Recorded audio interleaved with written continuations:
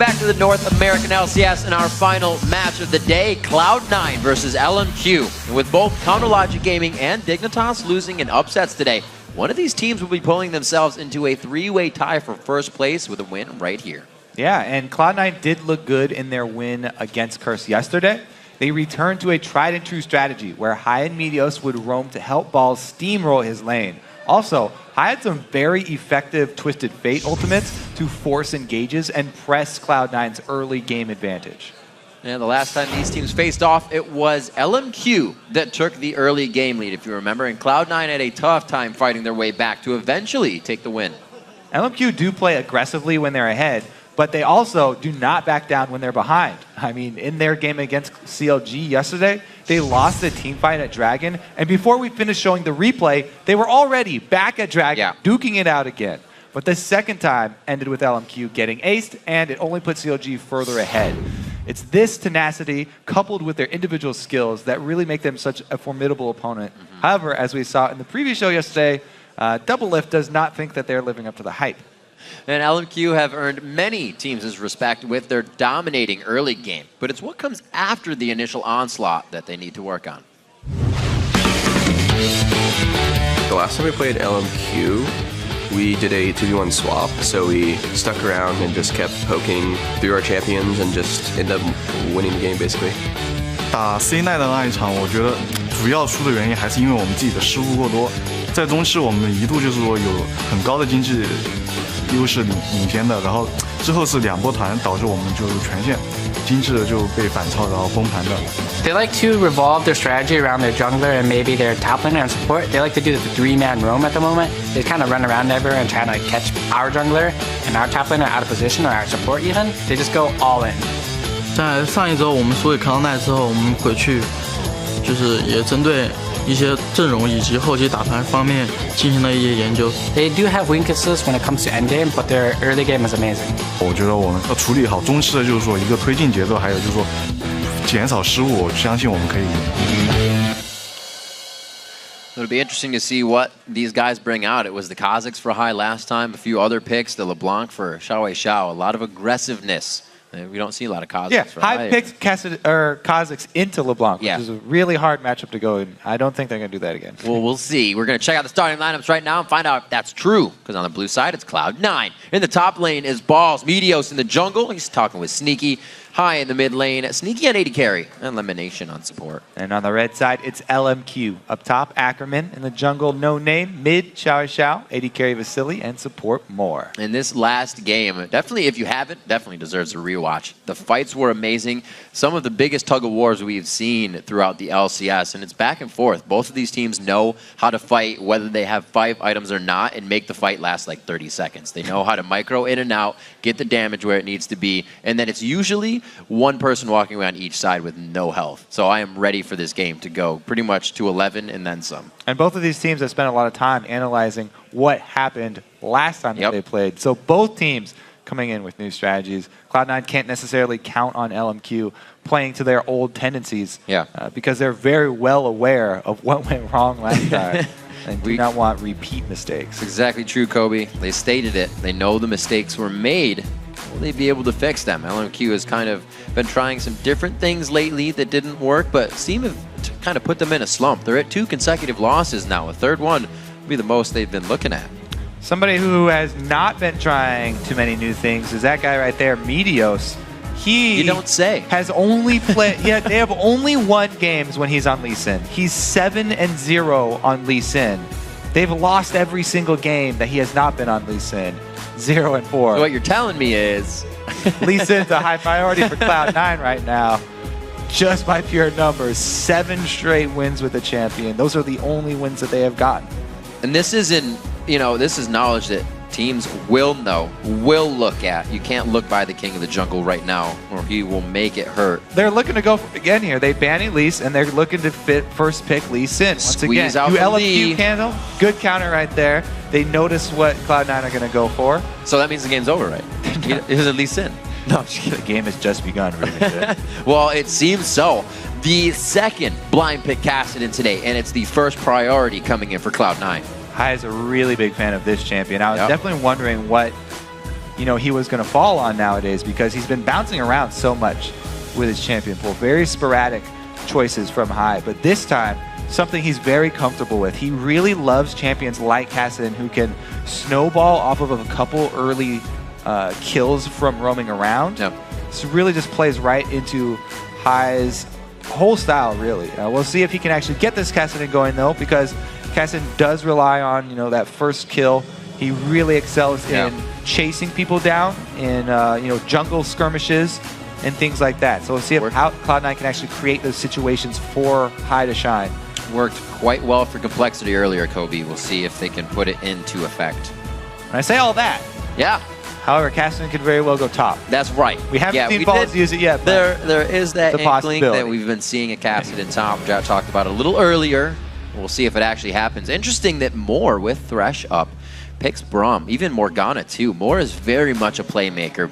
You can do that on Braum, but the hooks and the lanterns, the bindings, it's a little more playmaking than throwing out some slow. Yeah, a lot of shields picked up here for LMQ. Mm-hmm. As I was saying before, like Braum, he doesn't necessarily have the strongest long-range engage for the team, but he is so strong defensively, it allows you to not have to bring a tank from your jungle or top lane position, since as a support, he can get just as tanky with all the damage reduction from his giant shield. They pair that with a Lulu pick, who can either go mid or top lane, and already LMQ have substantial defenses without having to invest in one of the traditional tanks. A discussion with Vasily on the screen as well. Looking at Thresh over for Lemon Nation. Let's see what he locks in. He looks making plays as well. Yeah, the Rengar has already been locked in for Meteos, and that is such a good combo with Kassadin. Talking about chasing people down, Rengar, boom, as soon as he hits level 6, he'll come in for that stealth gank, and he can not exactly 100% somebody by himself that early on, but he can get you low enough that Kassadin can easily capitalize on that gank. Even if Kassadin is sitting back farming minions, post level 6, he can definitely jump on any sort of gank that Meteos is getting himself into, especially with teleport. Right. He'll be able to get into any action anywhere on the map. So we are going to get a switch up in Champion Select. I believe there was a selection that went through. If you make somebody aware of that, or if there was a mishap before the other picks go through, then obviously that is reset. So they're going to get fixed up on that. Probably not the Amumu Ezreal. Yeah, we'll get right back into it pretty soon here. But already some interesting things coming out from both teams. Like we talked about, super shielding from LMQ. Does this signal late game hyper carry for them? Or are they just going to go full kite comp here? Definitely depends on which lane Lulu's going to go into. Excited to see. It will be interesting in the fact that LMQ always wants to go forward, depending on whatever they're against or what they get. They kind of went with the Pantheon. Their forward motion kind of aggression didn't work with that. So I think any picks they take besides this, even going against the Kassadin, they'll be able to push that out. Yeah, I mean, we'll have to see. But C9 with the two assassins of Rengar and Kassadin. That's true. I feel like that combo. And the playstyle of Meteos and High. Is just waiting to explode. That can easily snowball out of control because both those champions just need a couple of kills to get going. Rengar, as soon as he starts stacking up his Bone Tooth necklace, gets out of control really quickly. And Meteos has been practicing this champion a lot in the jungle. He has. We'll see if he's perfected his skills yet. An unfortunate loss on his first play, but the whole team loses, not just one person sometimes. I'm just kidding. Coming up, Champion Select is resetting itself. We're almost through, and we'll get the picks and bans underway to let you know what these guys have done in kind of the chess portion of the game. What pieces are going to be put into place right now. Cloud9, as we said, looking at that, Kassadin, the Rengar, and the Thresh. Was really surprised that Moore didn't take that Thresh with the plays he's been coming out with. They decided to go Braum this time, and that's kind of what we were talking about. Their team's focused on shields, focused on defense. Yeah, I think it's a good idea because anytime you're going against really heavy assassin teams, stacking shields and defenses like this is a good option. So LMQ already with a pretty good game plan. We'll see if they add more on top of this because, Orianna's still up, could easily have the same combo that Dignitas went with Lulu plus Orianna as your solo laners, and then Braum as your support. Ridiculously good defensive kiting team, and it would be a change of pace for LMQ. We talked about them analyzing their late game execution. Maybe they're just going to bring a whole new style to Cloud9 and not want to repeat the loss that they had previously. It was definitely a different game. As we were saying before, the first time that they played, a very back-and-forth game, and it's going to show that again. At 7-4 each, both of these teams sitting near the top want to be in that top position. And like we said, whoever gets this, that three-way tie for first is going to come off of this. It's something we've seen that's always been in the middle of the pack in North America. And to see all of the caliber this year sitting at the top has really mixed things up. And we see the upsets coming in today as well. Yeah, everybody wants to be on the top. There's a scramble now in North America. Everyone's clawing their way. As soon as you think you've got some good fantasy picks and there's a team that's riding high on a good win streak, they immediately get upset the next week. Well, looking back at the picks, we did say when Meteos gets that Lee Sin, he will be winning. We said his Rengar previous play was a loss, but their win against LMQ did come from that Lee Sin play. So the flip side is that every time he's not on Lee Sin, they lose. Currently, they have Rengar. It could be switched up to the top lane, and Balls could take it, but currently, he's selecting a champion that is not named Lee Sin. So if we go by the data, that's history repeats gonna be itself. rough. Always, right? It's got to be that way. Just don't overlap, and you won't break the timeline. We got the Oriana Kobe being locked in. He said that was still up, and Xiaowei Xiao has been no stranger to utility play mid-champion. So he'll be happy to put out some damage. And we get the Graves pick. Graves is locked in the game. A Kog'Maw as well from the other side. Fantastic. Quick picks coming in here. They combo this stacking of shields with non-late game AD carry, Graves. He is a very burst-oriented AD carry. Show how much grip. However, it's a lot of area of effect damage, so they can't just go with the strategy of annihilating you in a team fight. They can easily AoE down pretty much the entire Cloud9 team if they catch them in a group.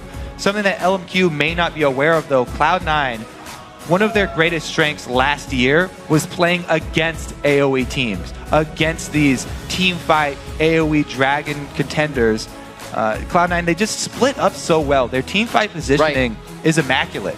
They never have two threats standing next to each other in a team fight. They are always able to disperse and then collapse again for reinitiation. So if they go how things have trended with Cloud9, Cloud9 should be able to work around all of this AoE, but it looks impressive from LMQ right now. They've got a great burst combo. Impressive indeed. LMQ also, like you said, the fight disengaging, always knowing where to position. I don't think one time when they played against Complexity and Westroyce was on Malphite, he ever hit more than a one-person unstoppable force. Like you said, these teams know how to fight it out. The game's about to go live right now, so let's see who you think will come out on top. According to LOL Esports, 65% of you think it's going to be Cloud9 racking up the win in one of our closest votes today.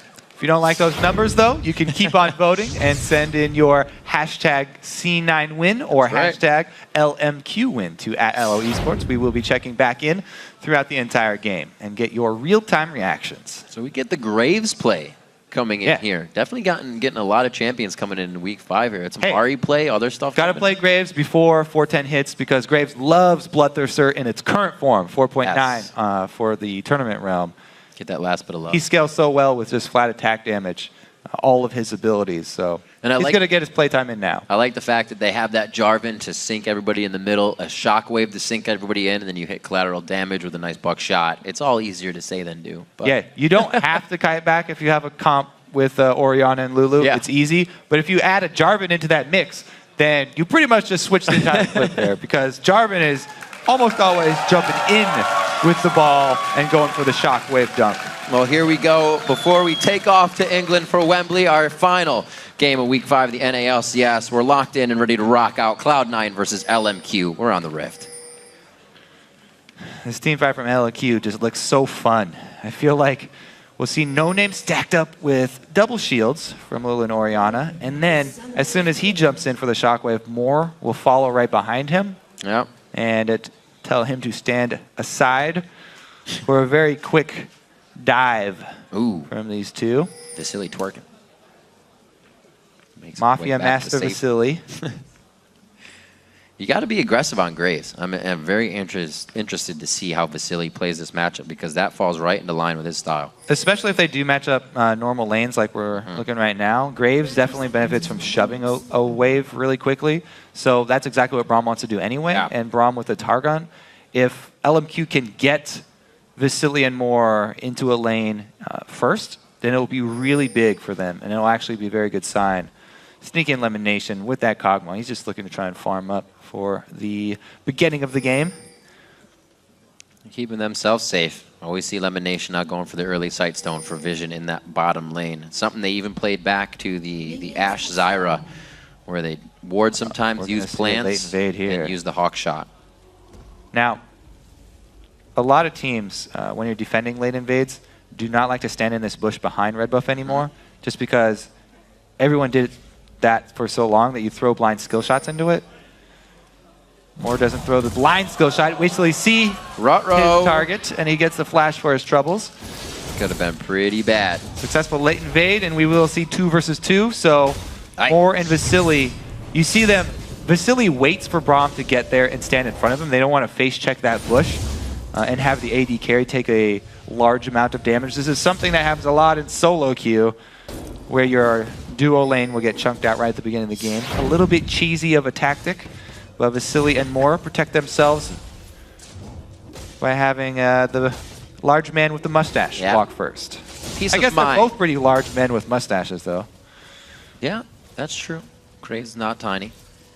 Get to safety, and they start farming out the lanes. We're getting standard matchup once again, which is going to be fantastic. I love to see what the dual lanes can put against each other. And we get a little bit more in the mid lane as well. It's been left apart in the 2v nuns on an island, which has been a little different when you get the lane swaps.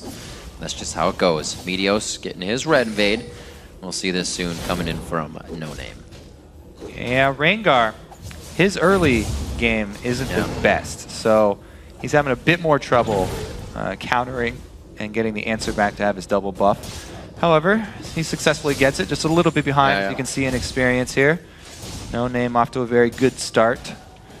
Now, the changes to Jarvan, meant for his laning phase for top lane Jarvans, actually helped out his jungle a lot, because the change to his passive, where it's actually more damage now, 10%, and just a longer cooldown, just means he has more burst for his gank.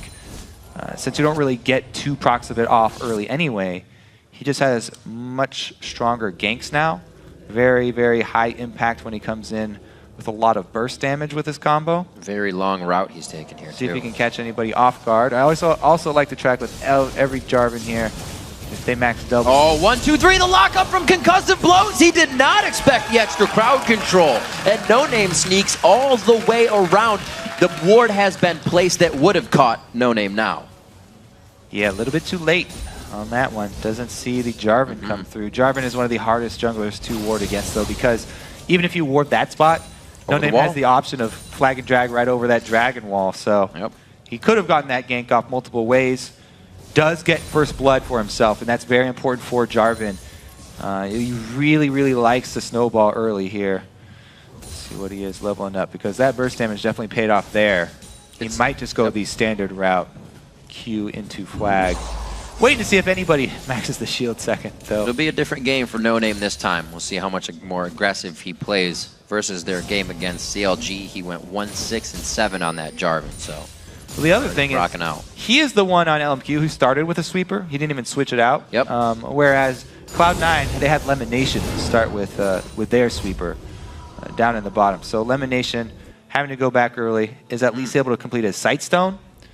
And that's at least a small bonus for them. He didn't have to go back before he had enough money for that.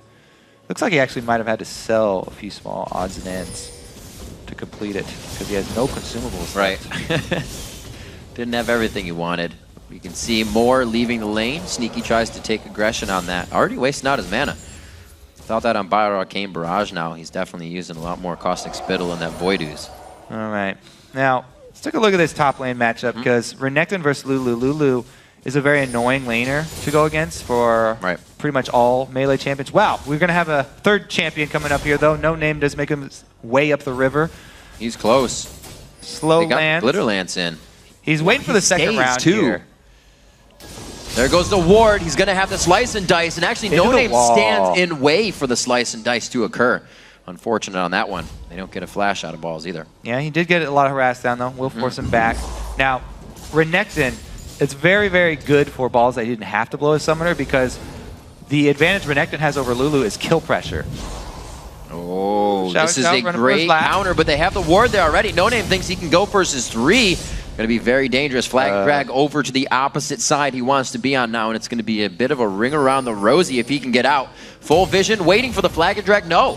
Flashes over the wall to safety and really just saves face on that one. What a hilarious series of events right there. Meteos flashes into that bush to try and get his leap strike off to close the distance, but Zhao was already out of range there, blowing his flash, and then Meteos is not able to get the jump onto No Name, who flag and drags over. Bunch of hopscotch going on in the mid lane, and actually a pink ward is wasted in the process. Somebody dropped that on accident. There's no stealth champions that they were looking to keep track of there. It was just a misclick. Happens in the heat of the moment where everybody's jumping around. Moving around, still watching pressure here. No Name, you can see his first buy, didn't even get the stone. Actually went for the damage as he goes for his lizard, and he had a pink and a green to come out of base with, so they're just trying to pressure their lead a little bit more.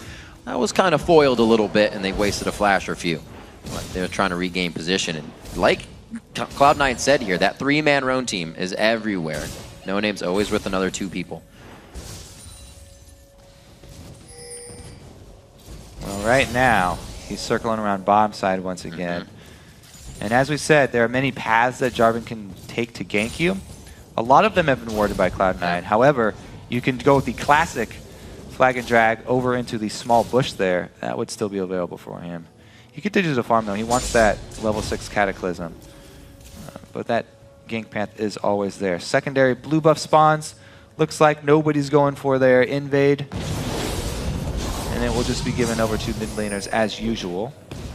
This is where they got to be careful though. Kobe High is now 7. You're going to see a bit of roaming from him if even necessary. And that's where that first kill came from Prolly earlier today in his Cassadin game. See if LMQ can dodge out this aggression that may be triggered by Cloud9 soon in their roam. Blue buffs traded over. Meteos not level 6 yet, but neither is No Name, so we're not going to see those. Oh, never mind. Great timing, Riv. Meteos is also going with the Mad Dreads, probably into Feral Flare there. We haven't seen many Rangars keep Feral Flare as well, or keep Mad Dreads with a Spirit item, which some other junglers do. But yeah, the Samsung junglers have done the Feral Flare Rengar as well. A lot of success for them, but Meteos trying something new for himself. Last time he went Spirit of the Elder Lizard, which is, you know, more assassination potential, but Flare here, playing more for late game. Attack speed is very, very strong for Rengar. Also, Meteos wants to keep 5 stacks of Fury before he goes for a gank. You always want to stack up 5 before you pop your ulti because it does not generate them while you're in stealth anymore. It increases your rate after you pop out of stealth. So if you go into it with 5 already, then you have the highest chance of taking somebody down. And when you're in the jungle, you have an easy option of just staying at your jungle camp longer to charge those Fury up. Now that he's level 6, and he's got red buff, and he's got 5 Fury, I expect Meteos to go for a kill right now. Looks like he's headed bottom lane, and High will probably want to coordinate that with him as well. Talked about the dual assassins here. See if they can actually make it happen. This is a pretty crucial point for Cloud9 to get their snowball rolling. See what Meteos can do as he comes out of base. Looks like he will be headed down towards that bottom side. It's pushed up though. Should come back. One more wave in.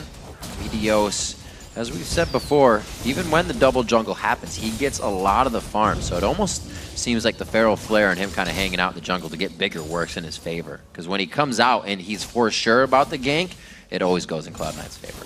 Well, it looks like he has given up on bottom lane, so he might regret that, as No Name's been sitting around here looking for a gank as well. We'll see how defensively this Cloud9 bottom lane can play. If they do it right and Sneaky's up front and Lemonation plays further back, then they can just rely on the Lantern to get him out of Cataclysm or any sort of trouble that he gets himself into. Looks like they do play it sufficiently safe, and No Name gives up, gets bored. Very different. I'm sure players are getting antsy now. We would have seen Lemonation roaming for ganks as well in the different lane situation. Sneaky 77 to the 90 of Vasily in that lane pressure that they're able to put on. Going very well in that lane. And if Graves can get big in this fight, it's going to be very hard for them to take him down with all the shields. Yeah, Looks like they're just going to be happily farming down there. Meanwhile, curious that Cloud9 have not tried to kill this Lulu earlier in the game. A lot of teams, when they see a top lane Lulu, will even go for early dives on her before she hits that level 6, while she still is a squishy mage. It's a good deep wards here from Ackerman, you know, supplementing that green one that just ran out with a trinket ward placed even deeper, because he wants to get vision of Minios as he's on his way to gank the lane. Won't be able to see him after he activates his ult. So deep vision, very important against Rengar. Similar to Evelynn. And Ackerman doing a very fine job of keeping himself safe. Safe and CS'd up, 112 to 96 in that. Doesn't look like they're going to try to move on anything just yet. Both teams kind of stalemating each other out. Dragon's definitely going to be an option quite soon. But LMQ's already got the vision on that. High has been taking chances of constant harass onto Xiao and trying to push him off the lane. But easy shields actually coming in from him, keeping himself safe in that lane. He's actually leveling the dissonance. Quick move over here. They force Sneaky back to base. LMQ go for the dragon. Strong timing for them. Call the jungler down. Very good call here. Sneaky won't be able to make it, so should be an easy objective for LMQ. You just saw Meteos typing on his screen saying what time Dragon is, so they have that pretty much down to the second. Cloud9 will be able to contest the next Dragon spawn. Here's that classic gank up top. It took a lot longer than usual for Meteos to make his way up here. And Ackerman is already well past his level 6. They are going for the dive, though. Great glitter lance to stall this one. A little too patient. I like how Balls played that one, saying, I'm not being aggressive, but he eats the glitter lance to the face, and nobody likes glitter. Very nicely played by Xiao, putting himself right on top of High for the dissonance to work on damage and allow him to move around. Keeps himself clean. It's a flexible one there, dodging in and out. Now, that was a, although nothing happened up top, pretty big. Cloud9 do not get to use that Rengar ulti. Flashes, Glacial Fissure comes out, a very nice box is going to keep them in range of the turret for a little bit longer, but Moore is getting out of this one. They got to be very careful here. Vasily taking some more shots, the teleport coming in from Balls in the top lane. Sneaky hitting the final arcane barrage shots that are necessary. Look out, Sneaky gonna get hit up one more time. There's nothing that Moore can do. It's gonna be Balls trying to come in and help this out. Effective health going out to Moore from Wild Growth. They get themselves into a bit of a tunneled situation, and Sneaky's gonna go ahead and back off on this as much as he can.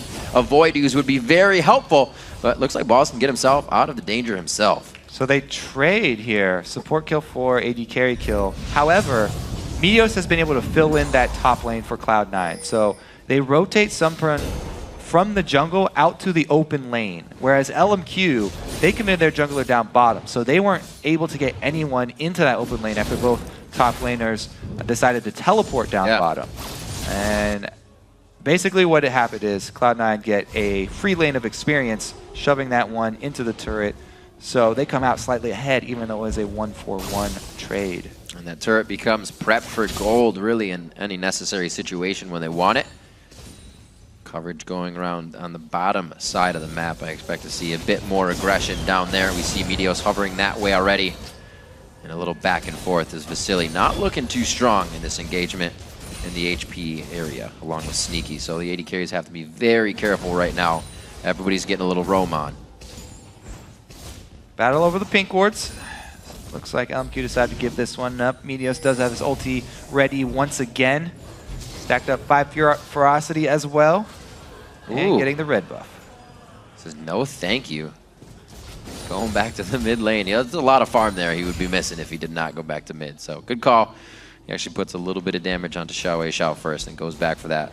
Looks very close to be going down in the bottom lane. LMQ would love to create more pressure around the map. Going for this dive. Not damage to Moore right now. It actually goes to No Name. Drops Cataclysm immediately, and Moore is still trying to go hard on this. Here comes Meteos. We'll see what kind of damage he can put out. Moore instantly stand behind me to Vasily. The shot back and forth in the draw. A Cathian surprise is going to be doing true damage to Moore. They allow High to come over the side. High picks up that first kill now for Kassadin. It's going to be big. Sneaky with the greed, and this time around it is High who roams, so Xiao gets the shove into lane, denying experience. Yeah.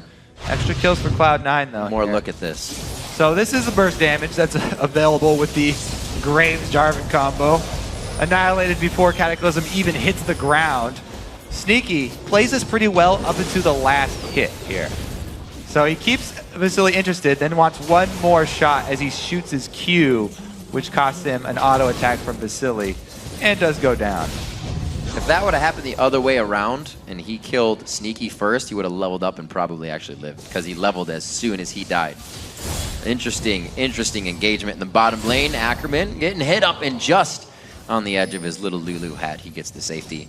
4-3 here, looking at 17 minutes in. The gold lead's only about around 1,000 deficit for Cloud9, so very much anybody's game right now.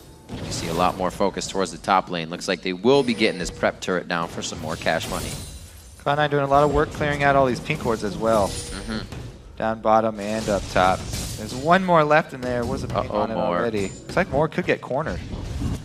Not too much damage coming out onto Moore. That's an easy turret for Vasily and the rest of the team. Pressure created and relieved in the bottom lane. Good job from LMQ. Spreading the gold lead a little bit, but we're even in turrets. Looking at this mid one, after this dragon in 1 minute, if LMQ comes up big, they can take a lot.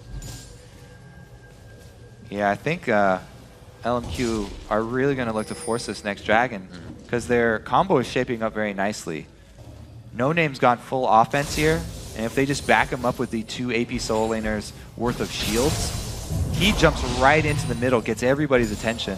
Vasily has a large amount of burst damage and doesn't have to worry about his defensives.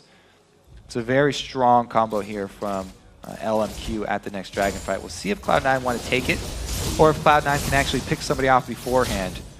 All depends on how many wards they can get down first. Outer turrets are definitely going to help.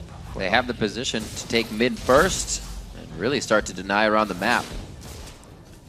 Very, very spread out for Cloud9 right now. Just to look how LMQ is swarming everything right under the turret. Vasily going very hard. Doesn't get all the damage he wants to get the kill out, but Hai cannot aggress, and they are setting themselves up perfectly for Dragon right now. A couple of ultis for a couple of flashes here. LMQ just spent ultimates, however, Cloud9 down 2 flashes after both of those exchanges. Oh dear. Hai does have home guard, so he's coming as quickly as possible, but it's too little too late. LMQ finished the dragon. Oh, grab from the backside. Very split again for this one. Sneaky trying to walk in. They know Lemon has no flash. Oh, there's the hits. They get the ignite down. That's going to be a good damage. The dissonance is enough to power through. Xiaowei Xiao going for a full W level on that and then leveling the ball throughout the game. And they're able to come up with some good kills. Now setting back up to try and stop this in mid. LMQ seems to be on the ball. They also leave Xiao Xiao down bottom, so they are getting an extra lane of golden experience worth of minions here, trying to rely on their second AP solo laner, Ackerman, to help clear these waves. Definitely having Graves on your team helps out as well, and they are successfully able to defend it. So LMQ come away very, very big, and it's all due to their aggressive style. They don't hesitate to blow these ultimates, and they take these fights. When Hai jumps in on Vasily, Vasily has no fear. He just stands and fights him. Ackerman backs him up with the Lulu ultimate and has to blow flash to get out. Same thing with Lemon. He has to flash away from the shockwave of Xiao Xiao. He's not afraid to just blow that shockwave on a single person. And then LMQ reap the rewards, even though they don't get kills out of these. Large chunks of damage, and they not only get that dragon, but they also defend it. So one thing you'll always see LMQ doing during the loss of a fight is be there to continue the fight before it actually ends. Spawn and then run back to Dragon and keep fighting. A team that will always stop going if it works or not. 5-3. Now we crest 20 minutes in the game. Ball's doing a great job in top lane at 181 to 149, but that gold lead isn't actually that spread due to the control of the map and the dragons that LMQ has had. Yeah, look at that difference in mid laners there. Xiao Xiao really strong, and it shows in his completed items. He has a whole 2 items up on Hai right now because Hai has invested more money in his boots as well, going with the home guard. But man, a Death Cap of Fiends, Orianna just has so much more teamfight presence than even that Kassan, who's gotten a single kill to try and get going. Meanwhile, this Rengar jungle here from Meteos, not coming up with many good plays from him. A lot of flubs so far, and he is going to go pretty much full tank now after his fail flare. That almost even makes it harder too, because you look at all the shields, all the health you have to get through, you need those damage sources. And you're still going to have a few, obviously. Balls is going to fall off though as well. Yeah, what they're looking for late game for damage is mostly going to be sneaky and high. But you're right, the Renekton and Rengar duo dive guys aren't going to have what it takes to assassinate one of these LMQ squishy targets who aren't even that squishy. I mean, even if you go on Graves, he's got the passive for extra defenses, and then if they decide he's in a tough situation, they can use their shields on Graves instead of on Jarvan to jump in. Right. And LMQ looks just they just have so many more options to be able to react to the playstyle that Cloud9 are going with. And like you said, the damage that Rabadon's Death Cap and the Athenes not really needing to rush a Zanya's, which you would kind of figure if you're against a Rengar and a Kassadin, they're going to blow you up immediately. But with all those shields and that health, LMQ is going to start building the damage and try to get it done early. We're 22 minutes into the game. They haven't really pushed into any type of closing position on this one. He's going in again. He goes to Vasily on the back line. That's going to be the 1-2. He actually is going to get out of this one alive. With all the true grit passive he had stacked up, he's able to live through that with the stand behind me. And the Unbreakable coming in from his teammate Moore. Beautiful job in the bottom lane, but good pressure. Cloud9's going to pick up this turret. So they catch him this time at least, and they get 2 summoners out of Vasily. But man, all it takes is the summoner heal plus Braum defending Vasily, and we've seen that Cloud9 do not have what it takes to assassinate him. However, once again, chunk somebody down enough, you're rewarded with an objective. Can Cloud9 hold the other side of the map though? They're getting pressured heavily, both on top and mid. Ward's getting cleared out as LMQ starts to take control again of C9's side of the map. Ackerman taking out the top side. Now they're kind of free to roam around that part of the jungle and get the Fog of War in their favor. The ult, no. A hold coming in to Xiao. Very good timing there. Lemonation could get that ult though. The shockwave happens, but the flash is there, so they eventually get out of it. Smeedios is forced to flash out of this as well. And LMQ's presence there kind of changes Cloud9's mind. Yeah, it's ult going off willy-nilly here. They see Lemonation, just the support by himself. Yeah. Boom, Cataclysm, boom, Shockwave. Don't get him? Oh well. Take down the turret.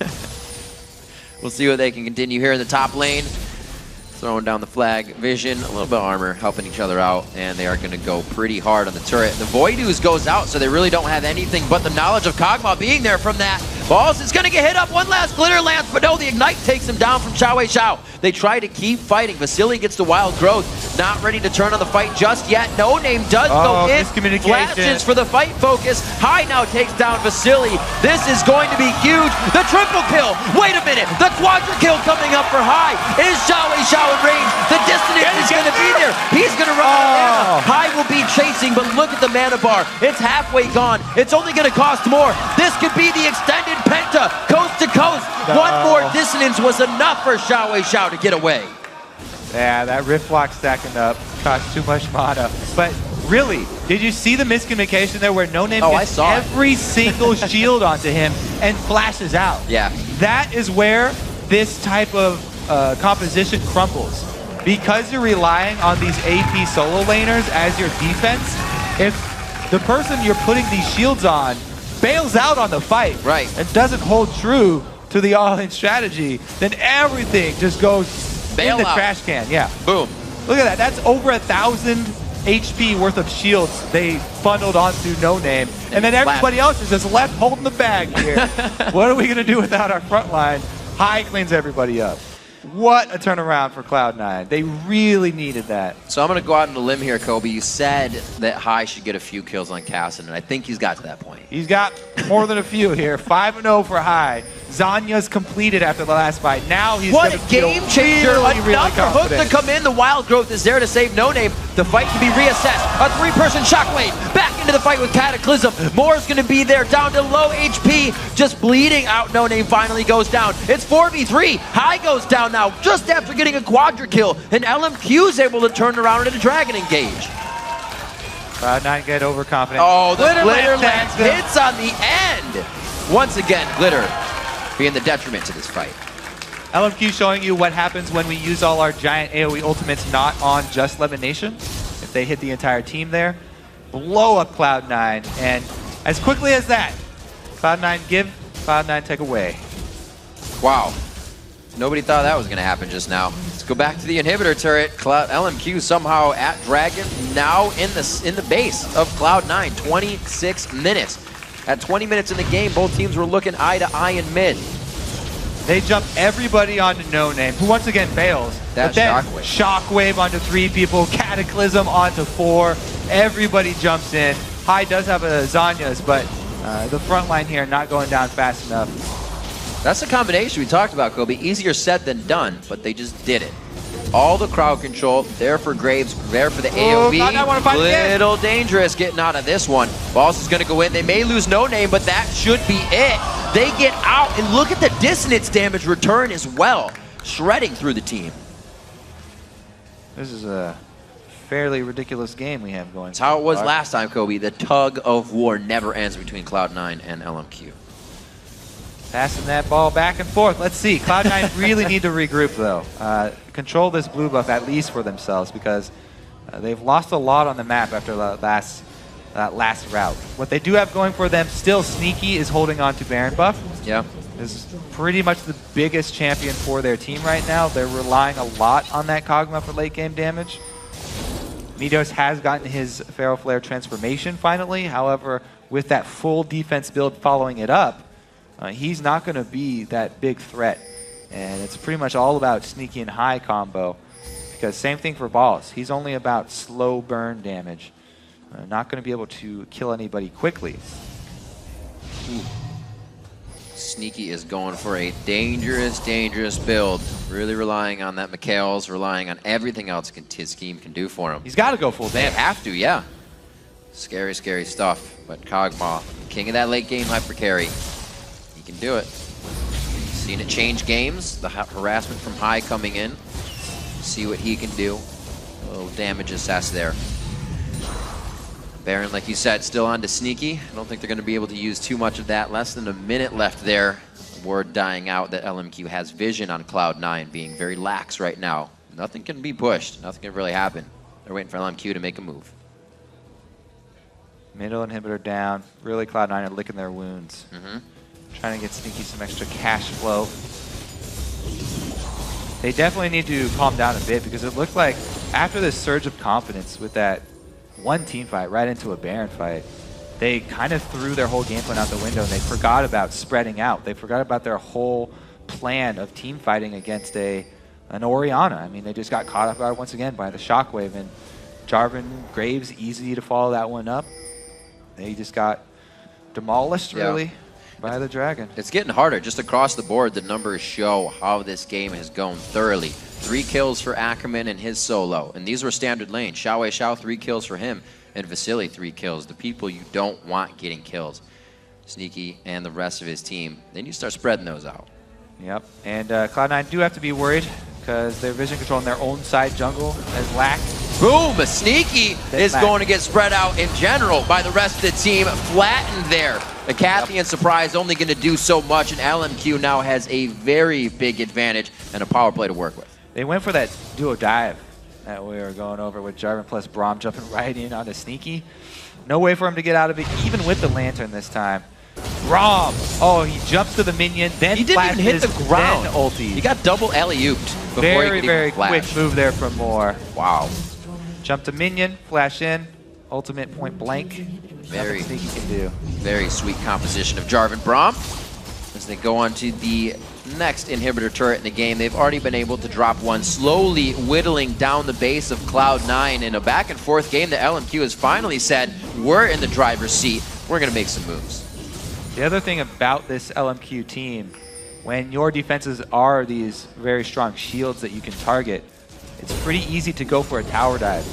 Whoever is the one charging in, Jarvan or Braum, who's the focus of the turret, stack all the shields on that guy and get that shockwave going. It's very easy for them to quickly pull off a tower dive. So even bottom lane, if they decide to go siege up around the bottom lane turrets, Cloud9 have to be very wary of that repeat dive onto Sneaky, because now Sneaky has no flash, and it will only be the Lantern for repositioning. Dangerous game they're playing here. LMQ showing a little bit of diversity as well once again in their picks. Bringing out the Graves for Vasily on this one. It seems to be working for him all across the board. They've been trying different things back and forth, trying to get themselves out of a slump. Looking at 2 consecutive losses right now. Not wanting a third one would be their longest loss streak. Also, both of these teams looking to share that first place right now for a 3-way tie. LMQ on the verge of doing that a little sooner here than Cloud9 and a 7,000 gold lead. Kobe, 32 minutes. It looks like we are going to get the Baron Samba back in business. Well, LMQ have a lot of work to do to clear out wards, and they already have 2 exposed inhibitors, so they don't really need to risk a Baron. Right. Just covering it. Looks like they are going to go for the exposed inhibitor that is up. As we also said, their team is well equipped to go for tower dive, so they don't even have to venture over to that side of the map.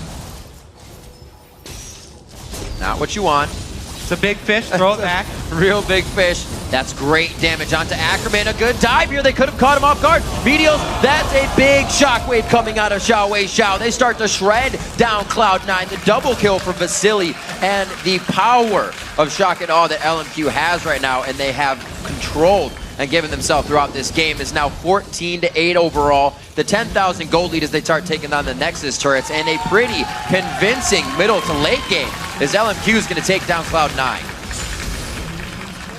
Yeah, congratulations to LMQ picking up the victory here. Much needed for their team, and a very well executed, except for that one slip up. Doing a great work. You can see Cloud9 really just in their own thoughts, figuring out what happened.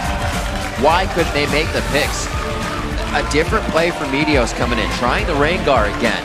Kind of not forced on, but went for the Thero Flare, and that forced him into being not an assassinator. He had to build tanky. They lost damage from another portion of their team, and they didn't have it really from anywhere else, just hot. Yeah, rough game for Cloud9, pretty much all around. Everything they tried to get going for the early game kind of fizzled out.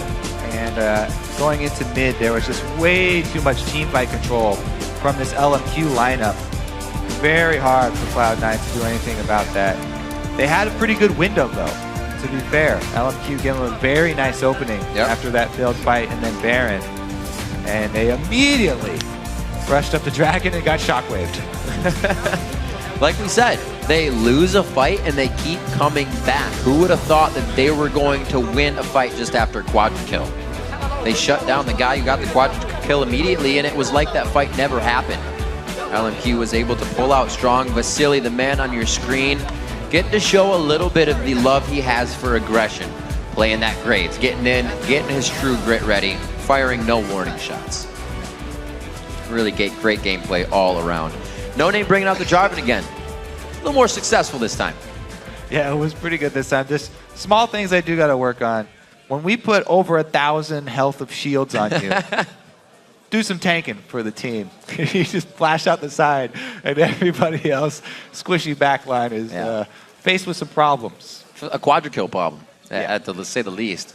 Right now, we're actually going to send it down to Jat, who's standing by on the winner's side. Thank you very much, Riv. I'm, of course, joined by Ackerman and his translator right now. First question, what do you think the key to victory against Cloud9 was today? 这是第一个问题，你觉得今天战胜 Cloud9 最关键的一点是什么？我觉得我们阵容在 BP 上面就已经赢了他们了，这是我们想拿出的，就是最理想的一套阵容。I feel like we already won the game when we pick out all the champions that we wanted, and that's all. So pick ban phase victory for Ackerman and LMQ. Also, LMQ seems to be very inconsistent from week to week. How do you guys become more consistent as a team? 就是另一个问题是，你们在打比赛的时候就是起伏很大，有时候会打得很好，有时候打得不行。然后你觉得你们的问题是什么呢？我觉得就是我们原来选的这种就是临场有变，就是说不适应我们一种打法，而今天我们就是打出了就是我们在训练赛就是一直想要的一种节奏，就是说推进。Okay, so we constantly change our pick bands and that we practice on screens. So that's why we lose our games. But today we did what we practiced and we just keep pushing, and that's how we win the game. All right, so practice makes perfect. Also, now that you're this far into the LCS, which other team do you see as your biggest challenge? 就是你们现在已经在 LCS 打了很长时间了，你觉得你们面对的最难的一支队伍是哪一支？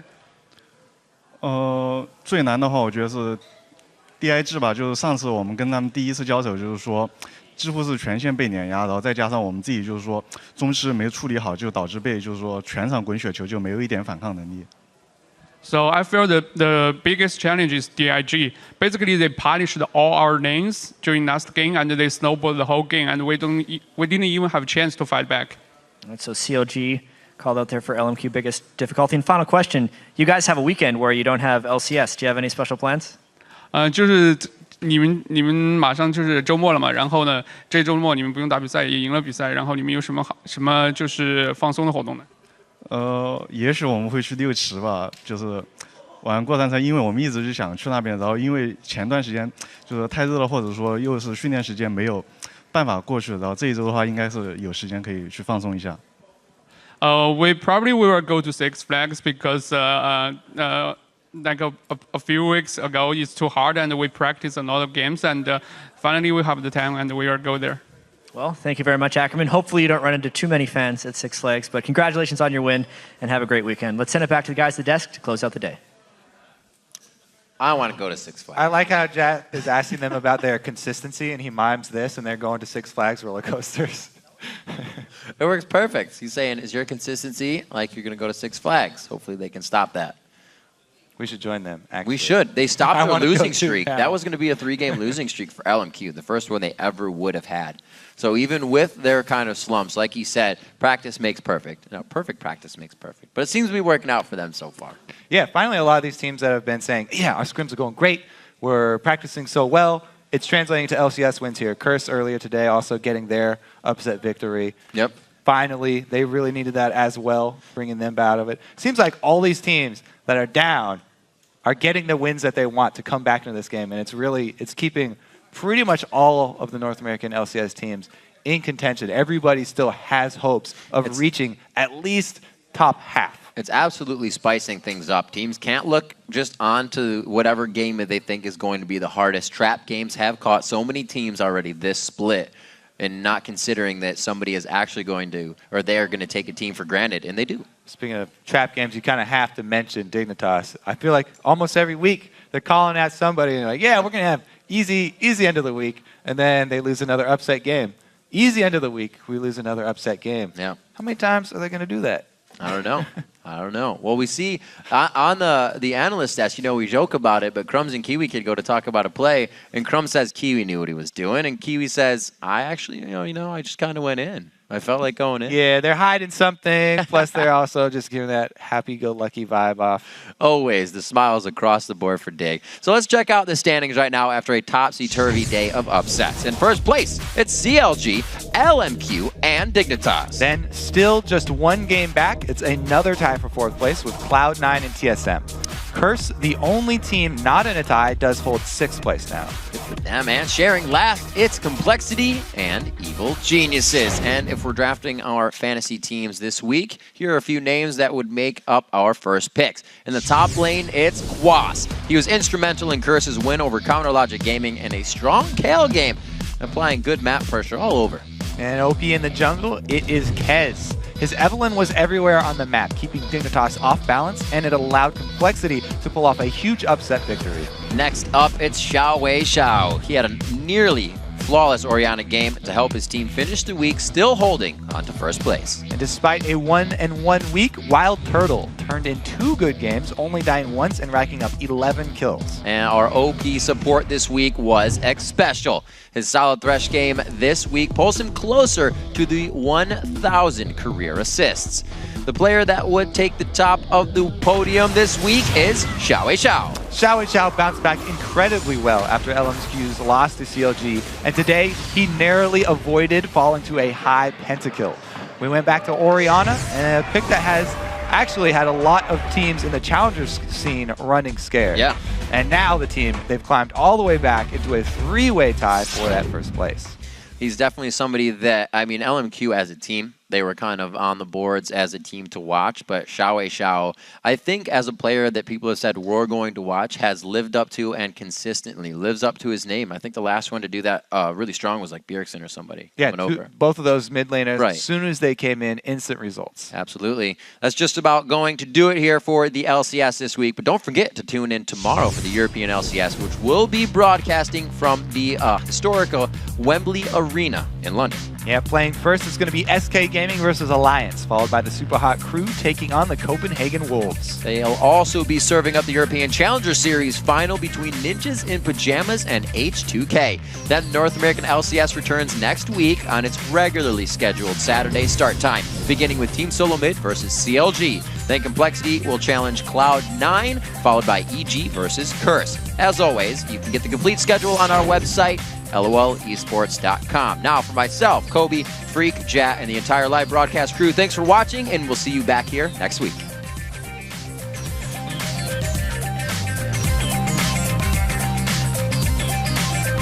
You did? You know, we should actually like iCarly.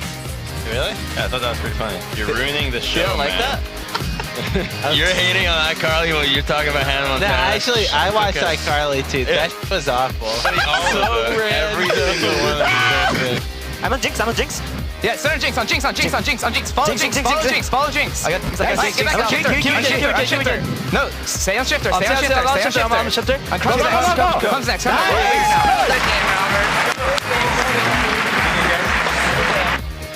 My bad. Wild Turtle shredding some damage from the outside. Valkyrie's into the fight once again to keep the follow going. Helios is going to be the next hit. A box bomb and a bubble and a triple kill for Wild Turtle.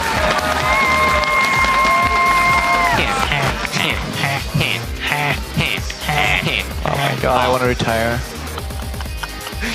I mean, Boy is being chased out by Afromu. He's ready to go down for the team in this situation. He gets another shield. Oh! They are coordinating everything.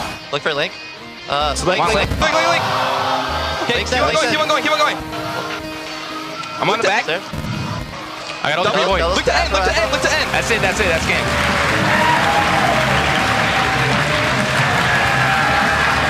Yes.